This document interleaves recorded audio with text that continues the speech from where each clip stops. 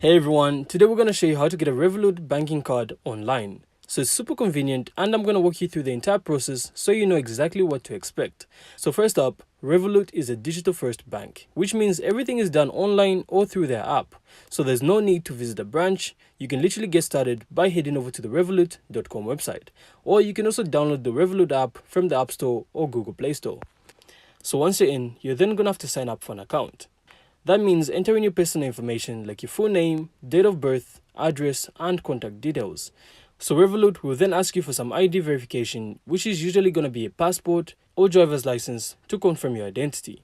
So it's quick, secure, and helps your account stay safe. And after your account is verified, you can order your physical Revolut card directly in the app. You'll also be able to choose the type of card you want, which usually includes standard, premium, or even metal, depending on your needs and whether you want some extra perks. So Revolut also ships cards pretty fast, and they'll also give you an estimated delivery date right in the app. So while you wait, you can also start using your virtual card for online purchases immediately. It's instantly available in the app, and it works just like a normal debit card for online payments or adding to services like Apple Pay or Google Pay. And once your physical card arrives, just activate it in the app and you're ready to go.